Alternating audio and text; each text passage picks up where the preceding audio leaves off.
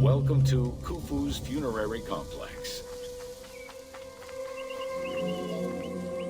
The Valley Temple was the first architectural component encountered when one entered the funerary complex. It was considered the official entrance of the tomb and mixed the structural components of both a temple and a portico. Khufu's Valley Temple shows evidence of a basalt pavement, letting us know where the portico portion of the structure was located. Such a partition is believed to symbolize both the subterranean and solar aspects of the afterlife.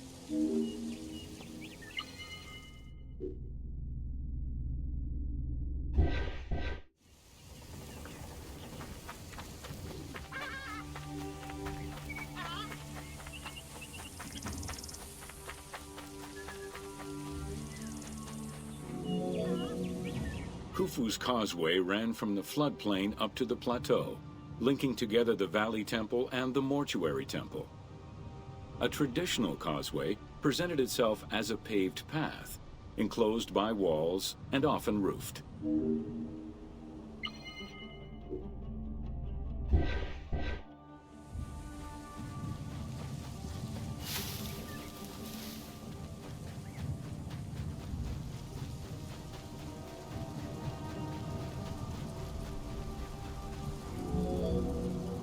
Fragments discovered by archaeologists indicate that the walls in Khufu's causeway, one of the longest known to us, were decorated with carvings and possibly paint. Depictions show a great variety of themes: stars on the ceiling, accompanied by scenes of battles on the walls. Other engravings depicted the creation of the complex by illustrating craftsmen at work.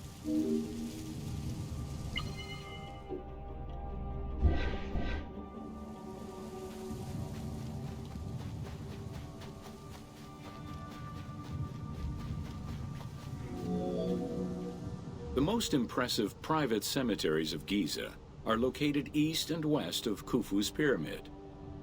The Eastern Cemetery was reserved for members of the royal family, while the Western Cemetery was mostly set aside for various court dignitaries. In both areas, private tombs, also known as mastabas, were aligned and laid out methodically in streets and avenues. This arrangement was probably an attempt at recreating the king's court for the afterlife.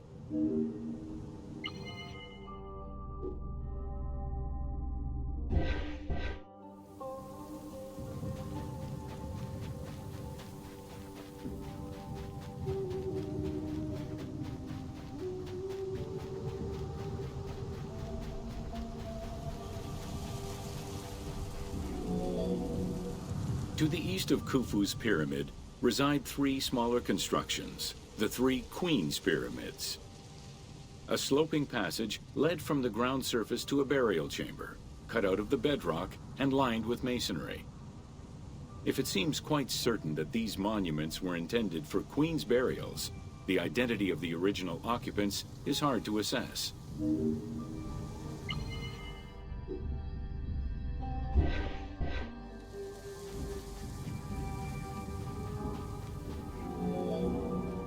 The northernmost pyramid was most likely meant for Queen Hetepheres, who is believed to have been Khufu's mother.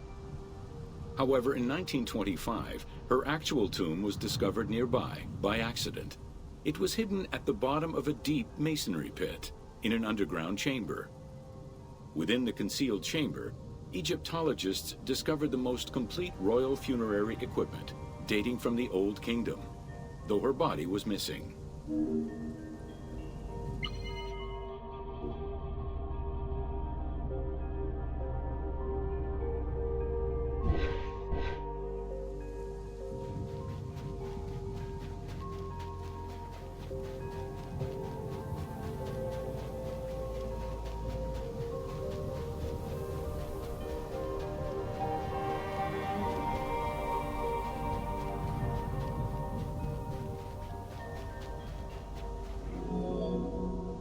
Within the vicinity of Khufu's pyramid, Egyptologists have uncovered 7 boat pits. The exact function of such boat-shaped pits remains unconfirmed, though one can easily conjecture that it was symbolic in nature. The boat pits being located at the eastern side of the pyramid, at the precise spot where the resuscitated king was supposed to reappear, could constitute evidence to support such an assumption.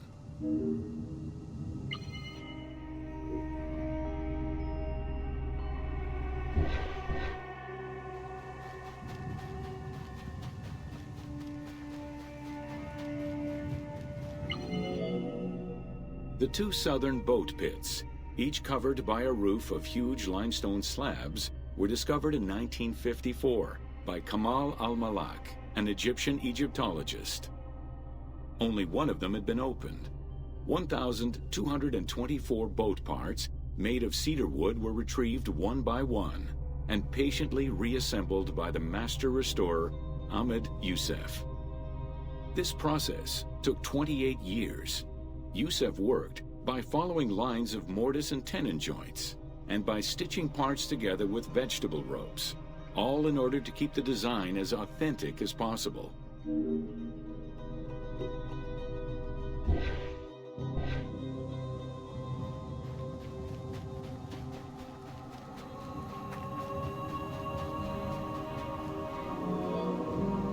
The Greek term pyramidion refers to the capstone of a pyramid or the tip of an obelisk.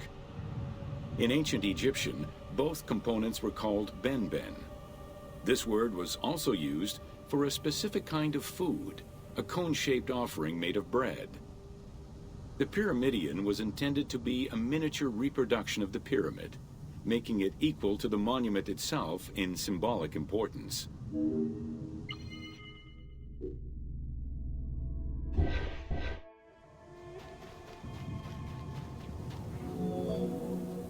A few pyramidia have been retrieved from pyramidal complexes. The earliest, found in Dashur, is undoubtedly a good example of Old Kingdom's pyramidia. It is made of limestone and has no inscriptions. Some engraved pyramidia were recovered from private funerary chapels. Their inscriptions all related to the solar symbolism of the benben.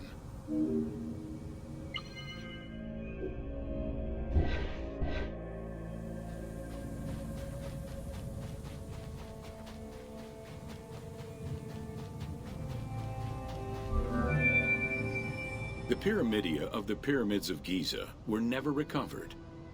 The reconstitution you see in the game is fictive, incorporating a golden pyramidion bearing inscriptions relevant to Khufu.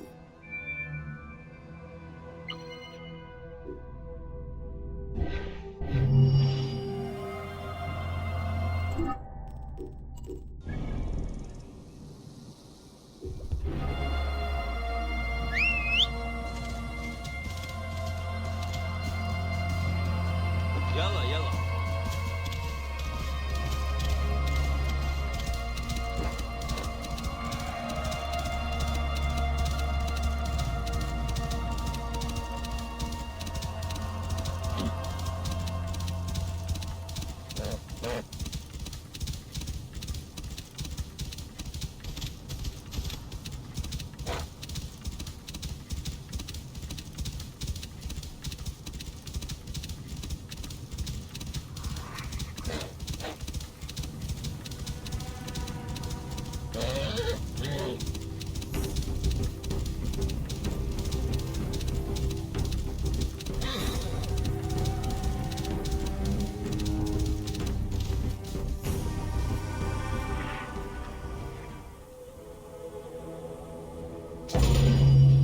Welcome to Secrets of the Great Pyramid.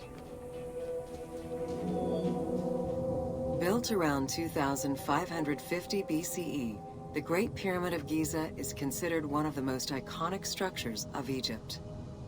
It is the biggest of the pyramids and the only one of the 7 wonders of the ancient world still standing. The numbers associated to the Great Pyramid of Giza are impressive. A workforce of over 20,000 people, 6 million tons of stone, and 20 years of construction. It was a massive undertaking for a pharaoh's tomb.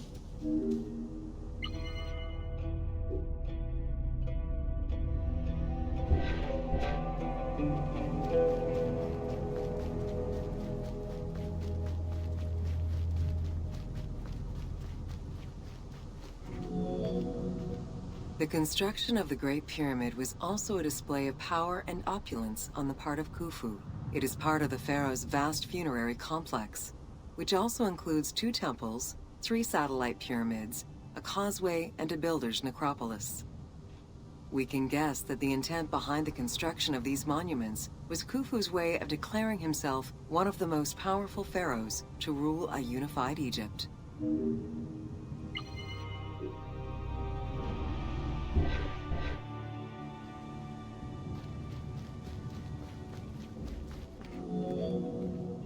New insights into engineering and ancient Egyptian culture are still being revealed over 4,500 years later.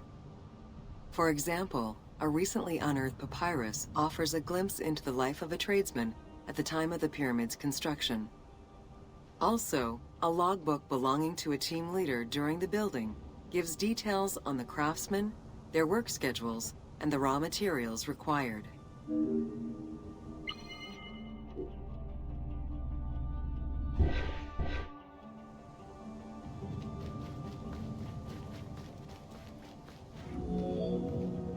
It is interesting to note that by Cleopatra's time, the pyramid's celestial purpose, its construction, and the function of its mysterious inner chambers was already unclear. Today, it is only through dedicated research that we have begun to grasp some of the Great Pyramid's mysteries.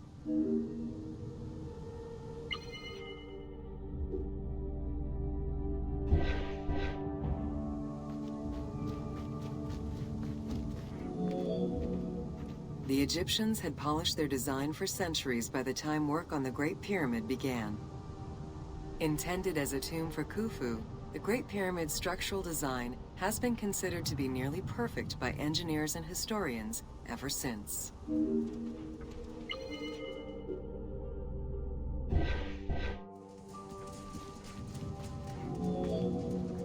Precisely oriented north-south to the 4 cardinal points of a compass, the length of each side of the Great Pyramid at its base was 230 meters, and its original height was 147 meters. The pyramid is a mere 0.05% error away from being a perfect square.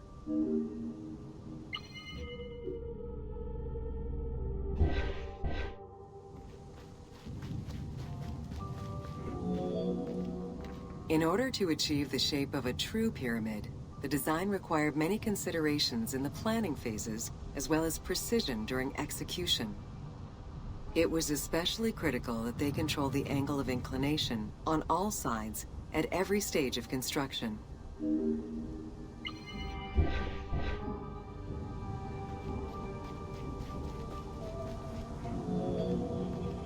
Materials for the Great Pyramid consisted of quarried limestone blocks, weighing between 2 to 15 tons each. The methods of moving these blocks into place is still debated by architects and Egyptologists. The precision of its design in an age with only soft metal tools, as well as the enormous scale of its construction, make the Great Pyramid one of the most impressive feats of human engineering.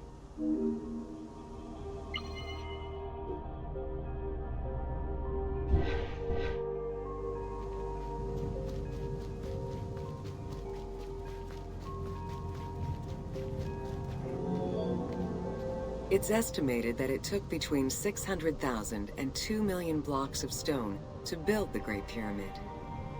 Experts calculate it would have required men to move 12 blocks every hour around the clock for 20 years to place the 2.3 million stones the monument is made of.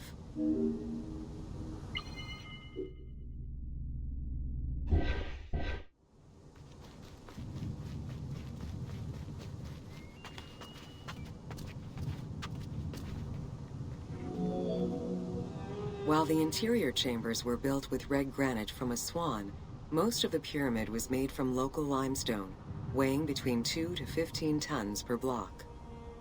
There is debate on how the pyramid stones were moved into place. Recent research is exploring the idea that it was built around a large interior ramp.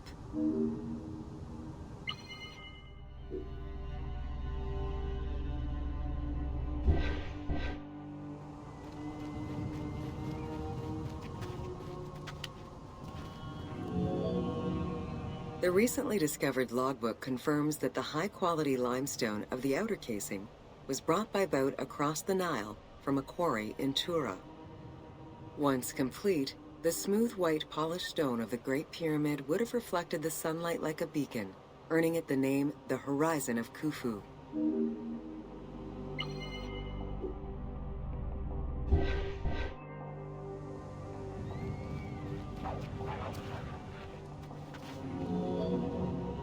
Over the centuries, thieves and travelers attempted to access the Great Pyramid numerous times.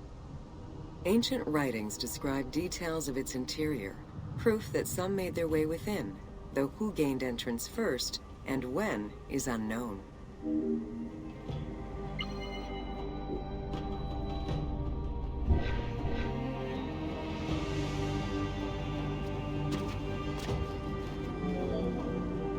The main entrance of the Great Pyramid is located 17 meters above ground level. It faces north, likely in order to align with the North Star. Though the entrance passageway had been discovered in antiquity, any further access into the Great Pyramid was stopped by massive vertical slabs of rock.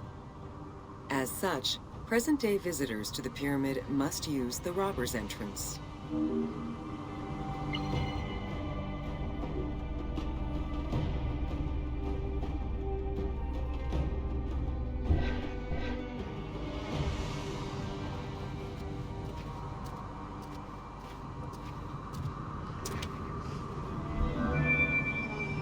The robber's entrance is reported to have been opened in the 9th century by Caliph al-Mamun. In search of treasure, the Caliph had his men dig their way inside the Great Pyramid.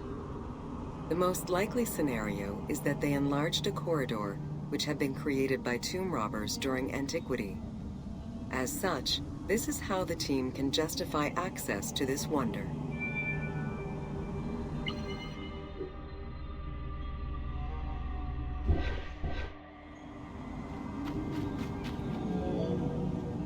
Attempts to gain entry to the Great Pyramid and uncover its potential secrets continued throughout the centuries.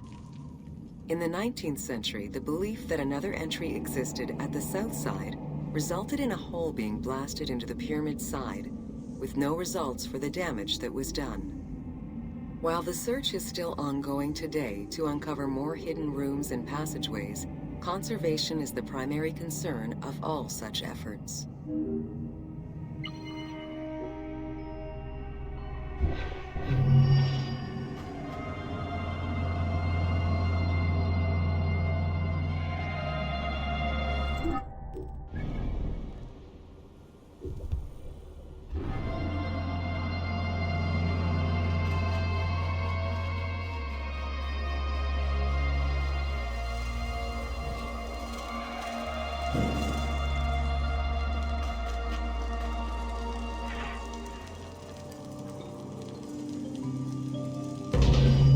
Welcome to the Great Pyramid of Giza, Upper Chambers. At the entrance of the ascending passage are 3 granite flagstones estimated to weigh up to 25 tons each. They were used to protect the Great Pyramid from thieves. Undaunted by the granite blocks, the thieves simply dug into the softer limestone around them, thus creating the robber's entrance.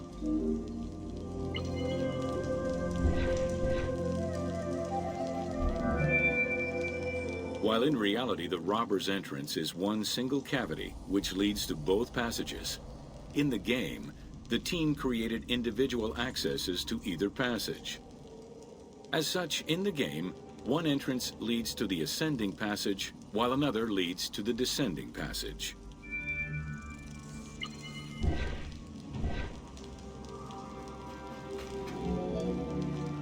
The ascending passageway of the Great Pyramid provides a direct path into the Grand Gallery and is accessed 30 meters from the entrance along the descending corridor. Both corridors have similar dimensions and are designed with the same 26-degree incline.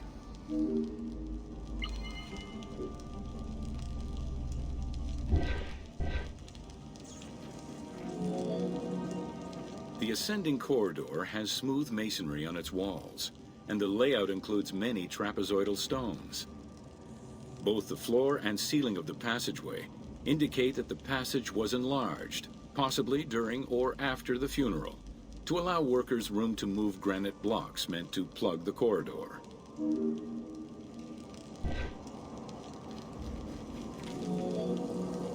The Grand Gallery's purpose is still debated among experts.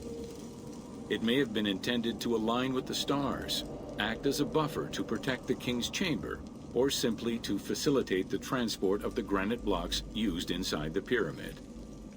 Access to the Queen's Chamber was at the beginning of the Grand Gallery.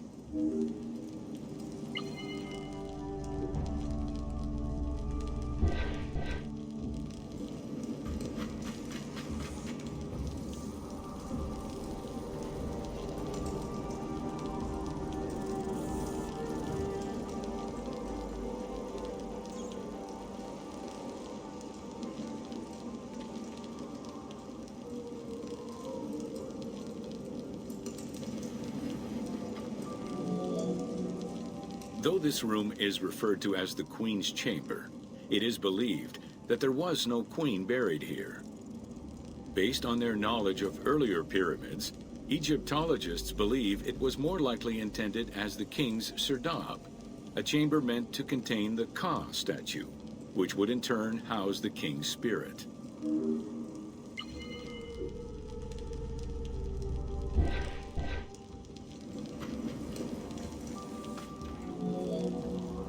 Situated exactly within the pyramid's center, on the east-west axis of the pyramid, the chamber has a vaulted ceiling and measures 5.7 by 5.2 meters. In the eastern wall, there is a niche tucked away in a small corbelled archway, which may have originally held the Ka statue. Behind this niche is another smaller hole, possibly dug out by thieves in search of further treasure.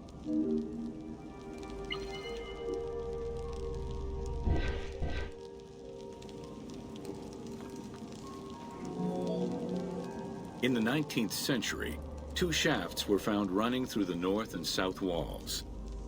They each run in a horizontal line for 2 meters before sloping upward, and both are closed off with limestone blocks fitted with copper handles. Whether they were intended as ventilation shafts for workers or a celestial connection for the pharaoh's spirit is unconfirmed.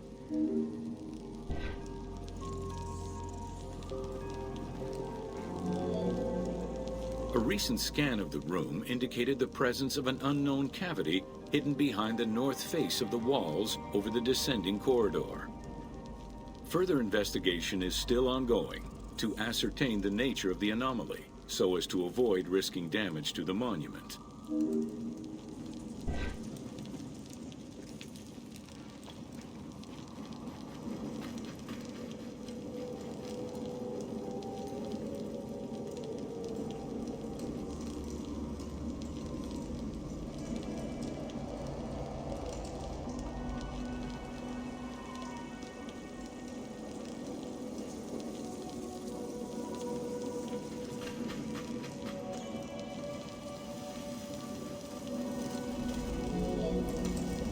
Khufu's architects were possibly influenced by earlier rhomboidal pyramids when designing the gallery. It is the longest corbelled vault ever built, measuring 47 meters long and 8.6 meters high. The walls were made to taper inward, allowing for better distribution of weight. As a result, the ceiling measures just over a meter wide at its highest point. Though this construction technique is present in other pyramids, few have the same precision and stability.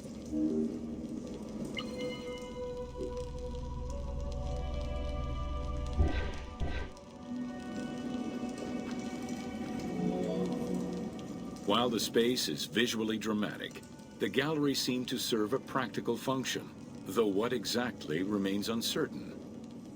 Still, the wall design was undoubtedly meant to contribute to the stability of the structure, and its floor may have helped workers move the materials. A channel runs along the middle of the room.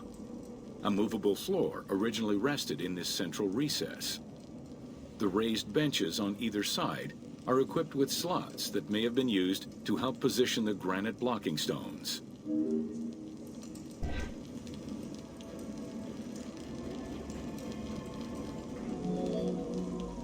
At the end of the Grand Gallery is the entrance to the antechamber leading to the King's Chamber. Directly above, there is another narrower horizontal passage that connects to the top of the King's Chamber and allow the workers access to the weight relief rooms.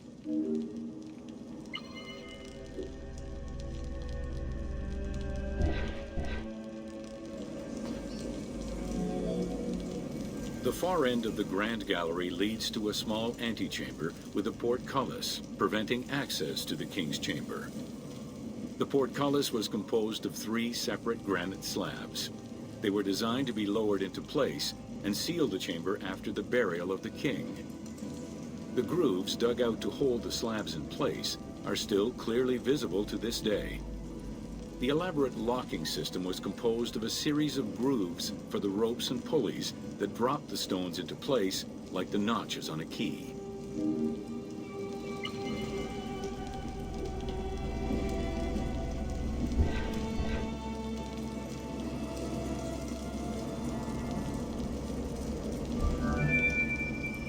For the purposes of the game, the team elected to remove the portcullis slabs in order to grant the player access to the King's Chamber. In reality, workers would have backed out of the room after the funeral, lowering each slab into place behind them one at a time. Each of the 3 stones were smashed by looters centuries later, and evidence of their break-in is still evident.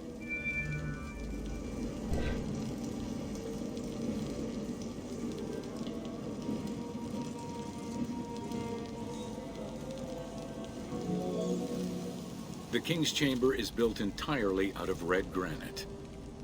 The King's Chamber measures 5.8 meters in height. It has an imposing cover of 5 stacked levels above, with granite beams weighing 25 to 40 tons each.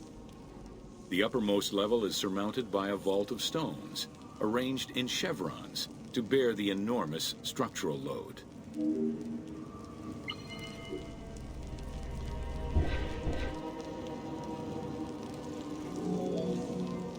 As in the Queen's Chamber, 2 shafts extend out from the room towards the north and south faces of the pyramid.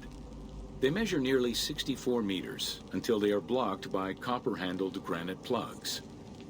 Some experts in the culture of the Old Kingdom believe that the shafts were thought to lead the king's soul to the stars, with the incarnation of the pharaoh as the god Ra, represented by the northern well, and the god Horus by the southern well.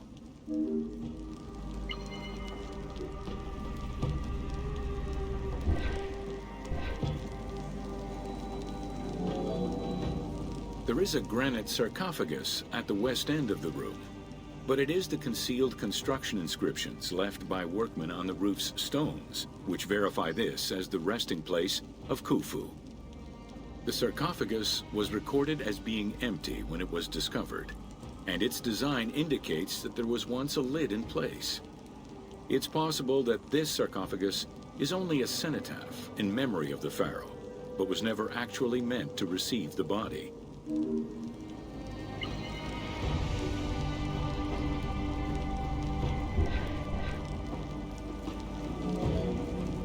Khufu's mummy was never found. It is hoped that as of yet undiscovered hidden rooms and shafts of the pyramid may provide an answer as to its location.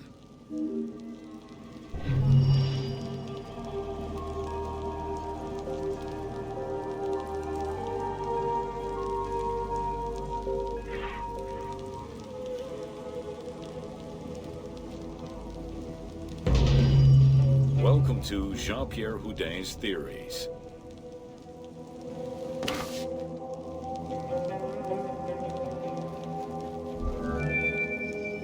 The team wanted to provide players with a sense of exploration and discovery, particularly within the Great Pyramid.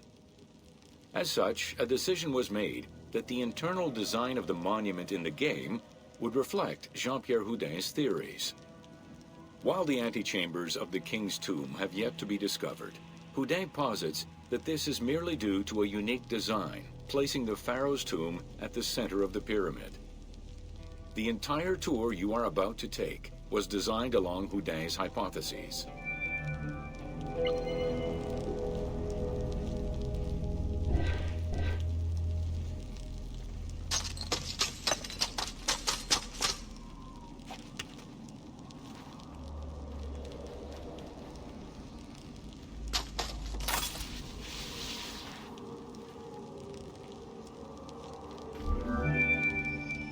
While respecting Houdin's hypothesis as to the general layout of the antechambers, the team wanted the contents to enhance the game experience.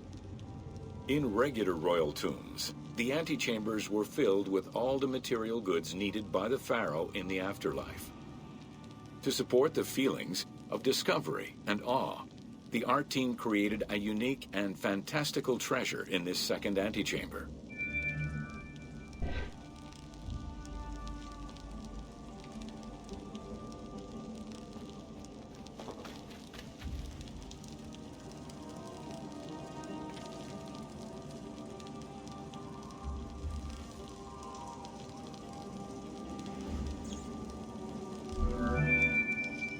Houdin theorized that the ascending corridor and the Great Gallery were used by the workers to haul hoist the heavy beams above the king's chamber. He called it the service circuit. The corridor you are in now was created by the team following Houdin's theory and is referred to as the Noble Circuit. It is through this corridor that the wooden sarcophagus containing the pharaoh's mummy would have been transported to its final resting chamber.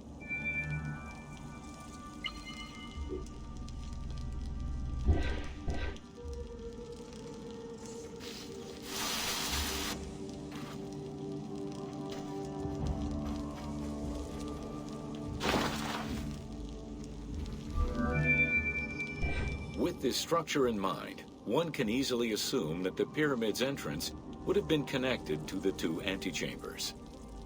Modern research has revealed that a cavity might be located behind the north face chevrons of the pyramid. As such, the team chose to create this area for the player to explore. Here is where Houdin believes that the priests and nobles would have exited the pyramid after the burial ceremony.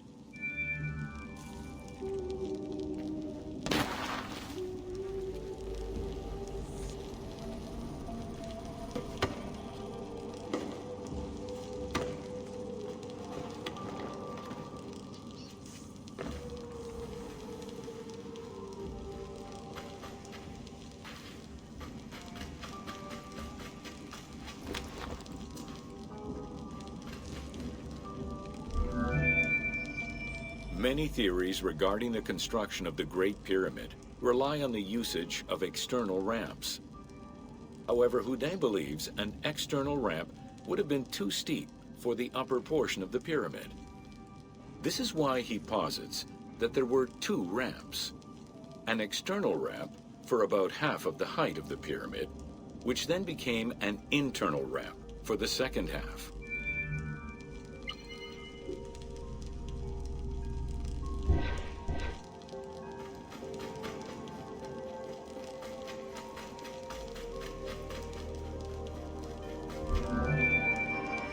Houdin's theory states that this internal ramp followed the sides of the pyramid in an ascending spiral pattern.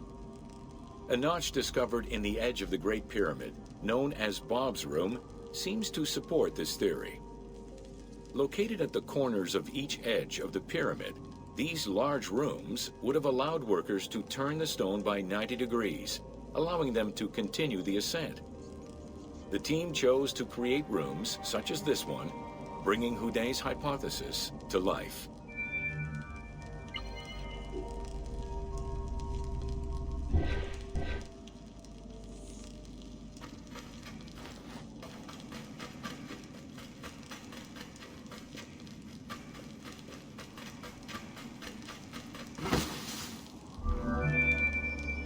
This long corridor was the first section of the ascending internal ramp. Through it, the blocks used to build the Great Pyramid would have been carefully moved upward and then turned at each edge of the pyramid in order to continue their ascent. Though the team only created the main ramp for the game, Houdin posits that this ramp had 2 levels, allowing workers to return safely to the bottom thanks to an additional corbelled upper section.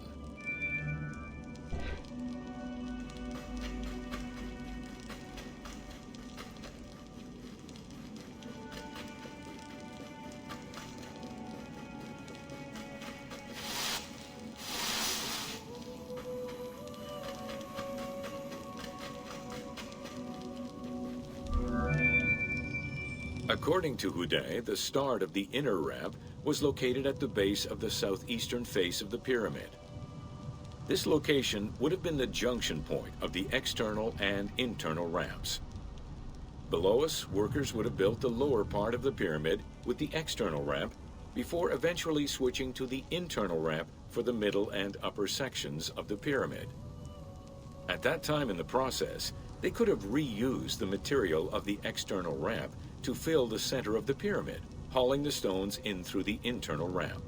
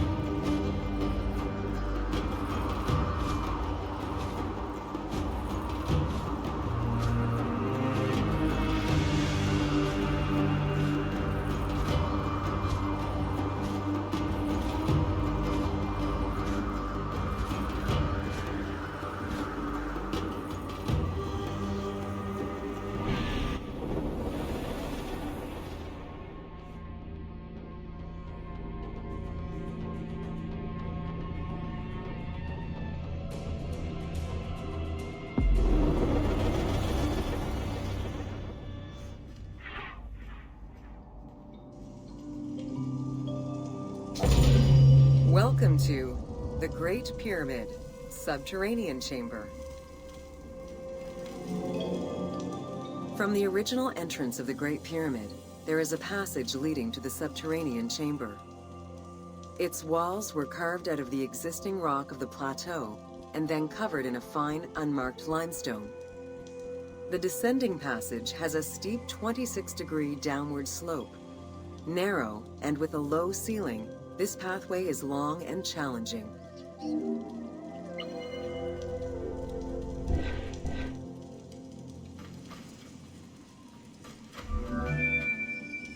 While the original passage was 145 meters long, the team reduced its length and made it both wider and higher.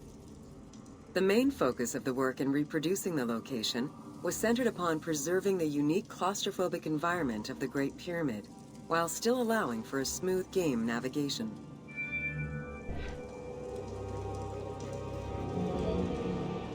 The well shaft was a 58-meter vertical passage that connected the descending corridor to the grand gallery above. An adjacent grotto may have originally been a small natural well in the bedrock that was enlarged during the tunneling. Whether the grotto was intended for another purpose is uncertain.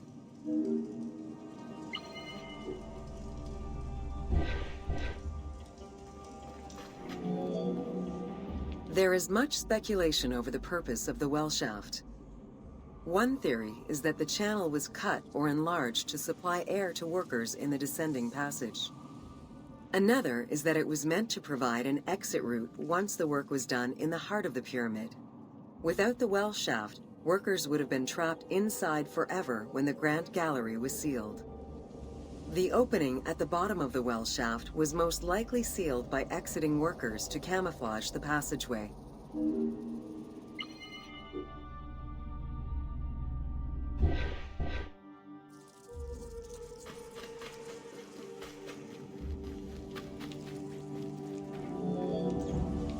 There is a subterranean chamber at the end of the descending corridor, 30 meters below the Giza Plateau surface. Dug directly into the bedrock, the space is wide with a ceiling 3 meters in height.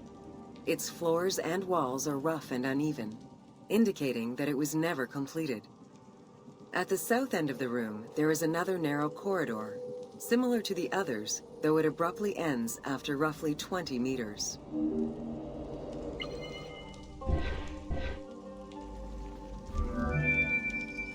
The chamber also contains an 11-meter pit near the east side. It's unclear what this may have been used for. In the game, this well leads to a fictive underground complex containing key game-related mysteries.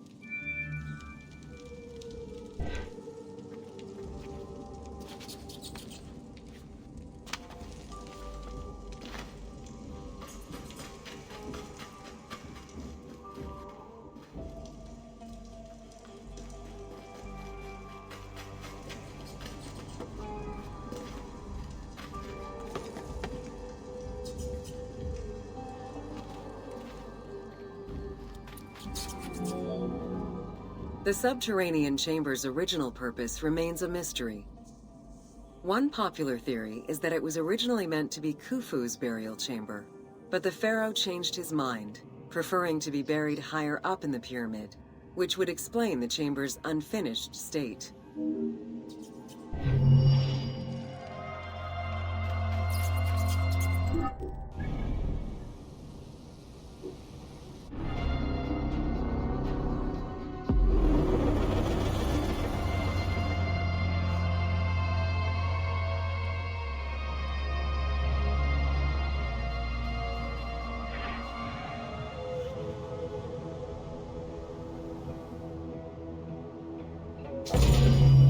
Welcome to The Origin of the Pyramid.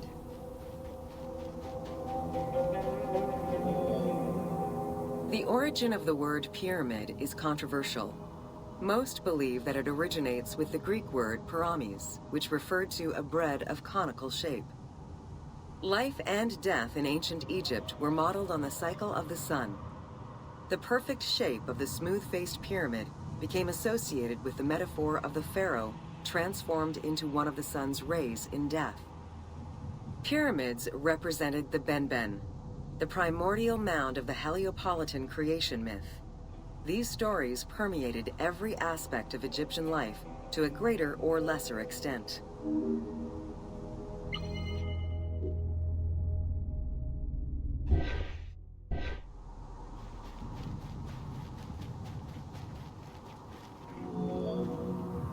During the pre-dynastic period, the development of funerary practices was different, depending on whether one was located in Lower Egypt or Upper Egypt.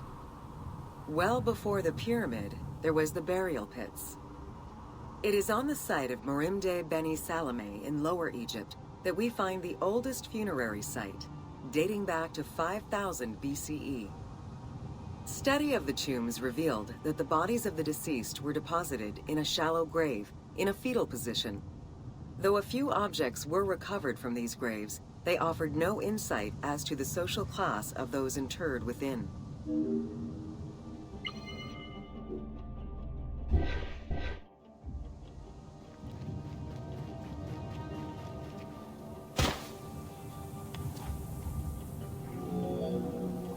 In Upper Egypt, pre-dynastic practices are easier to study, but reveal more complex funerary rites.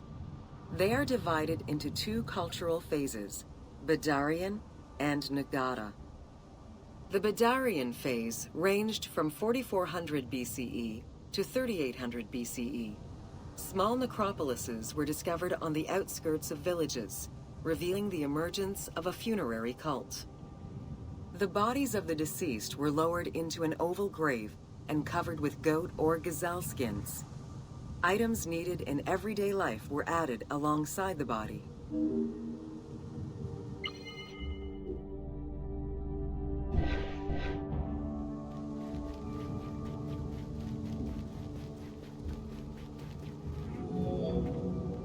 During the three Nagada periods ranging from 4000 BCE to 3510 BCE, funerary practices evolved in complexity.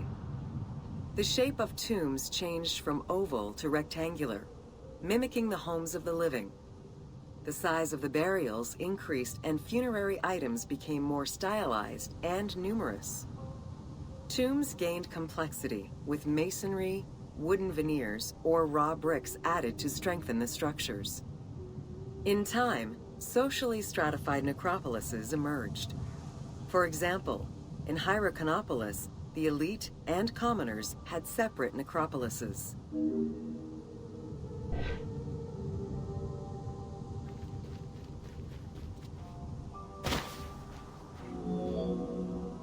The term mastaba, meaning massive bench in dialectal Arabic, refers to a form of funerary architecture that was present in Egypt from the Archaic period to the Middle Kingdom. An evolution of the burial pit, mastabas were generally composed of two parts. A structure was built above the ground in the form of a massive rectangle with stepped walls, and a subterranean burial chamber was located underneath. Smaller mastabas often surrounded the much larger tomb of the king. These generally held the remains of the king's relatives and courtiers.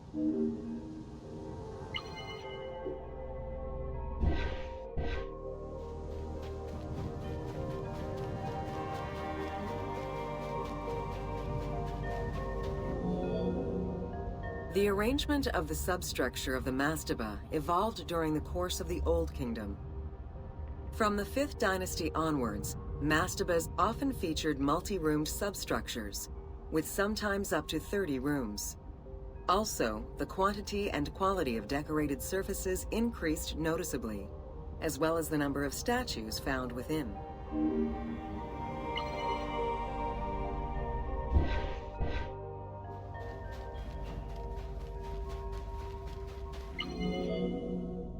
The 6th dynasty would see art used to its utmost. The entire surface of a mastaba would be covered in scenes of daily life, illustrating the prosperity of those lucky enough to comfortably spend eternity near the pyramid of a pharaoh. The best example of this type of mastaba is the tomb of Mereruka in Saqqara.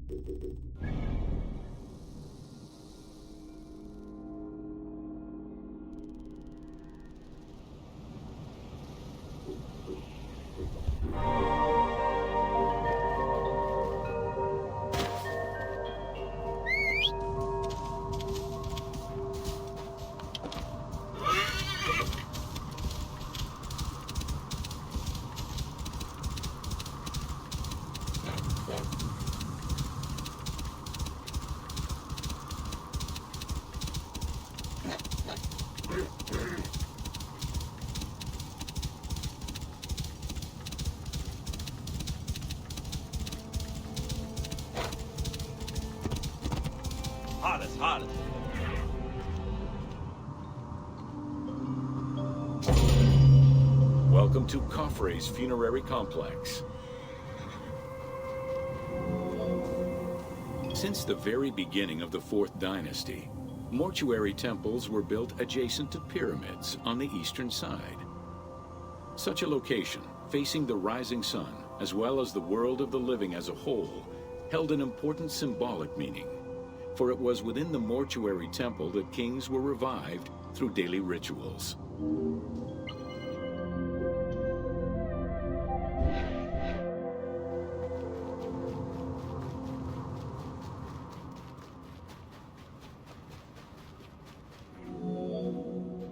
In its standard form, a mortuary temple was divided into 2 parts: a front area which consisted of a vestibule and a courtyard, and an area in the back, where all sacred elements were located. The back of the temple incorporated several essential features, including an inner sanctuary with a false door, which allowed the soul of the pharaoh to travel between the world of the dead and the world of the living.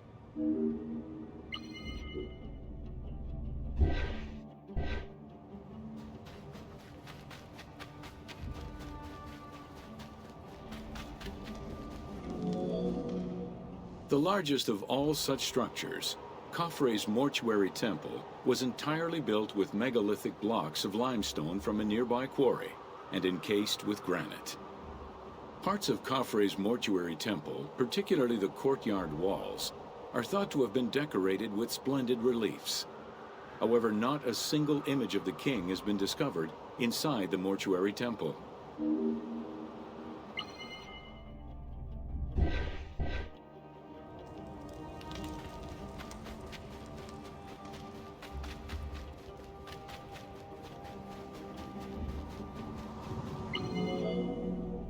Khufu's direct successor, Djedefre, followed the custom which required each king to establish a new site for their funerary accommodation, and chose Abu Rawash as his last resting place. When the time came to build his own funerary complex, Khafre, also one of Khufu's sons and the successor to Djedefre, broke with tradition and returned to Giza. Not only did Khafre thumb his nose at tradition, but he did so in a way which he hoped would allow him to overshadow his father's most important monument.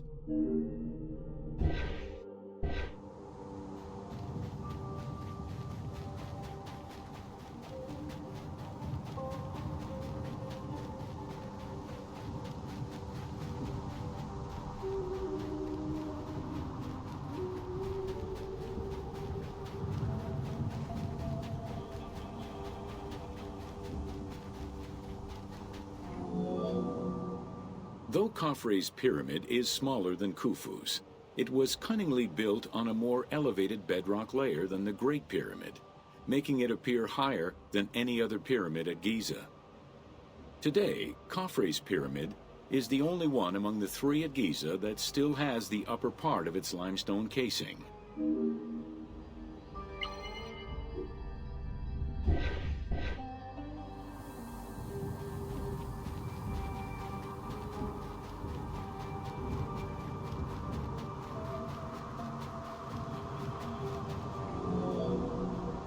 Considered a most sacred area, the Giza necropolis was strictly defined, both geographically and physically. An 8-meter-thick Tura limestone wall completely surrounded the Great Pyramid. The only way inside would have been through the mortuary temple.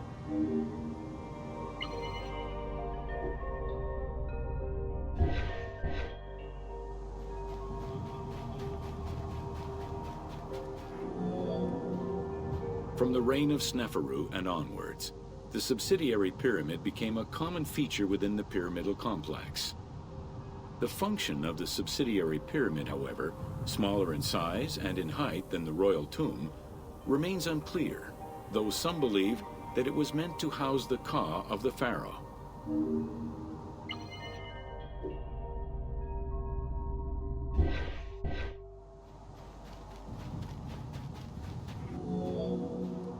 In mainstream media, the ka is often defined as the soul of the deceased. The truth is a bit more complicated. Within the ancient Egyptian funerary belief system, The Ka was a component of a living person, which separated itself from the body at the time of death. It represented the deceased's vital essence. In order for the deceased to ascend to a new life, whether in this world or the next, the Ka had to be embodied in a statue, and its existence maintained through offerings and rituals.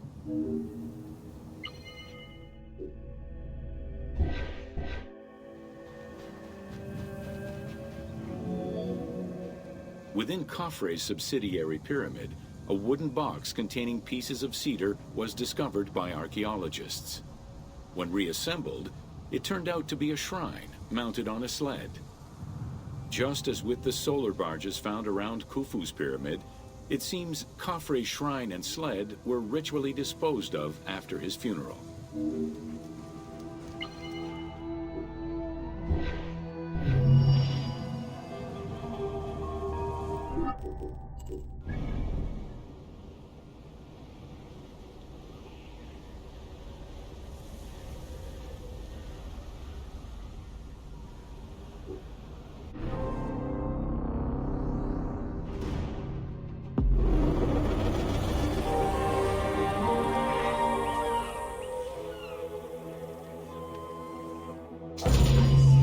Welcome to an overview of the Giza necropolis.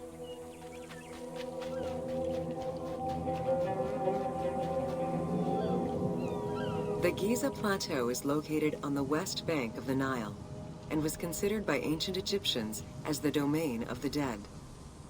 The pyramidal complexes found there were built over the span of 3 generations, during the reign of Khufu, Khafre, and Menkaure.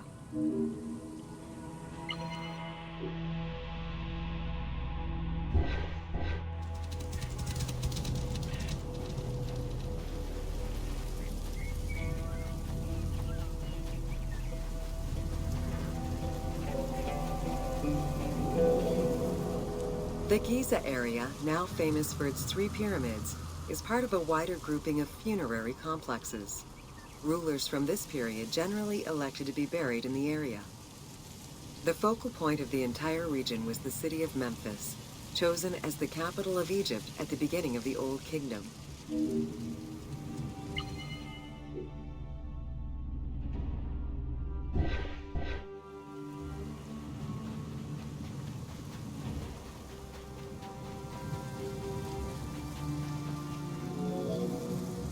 The placement of the Giza monuments, and particularly that of the pyramids, followed a practical yet strict alignment. First, they focused on cardinal points, and then they accounted for the natural geology of the plateau.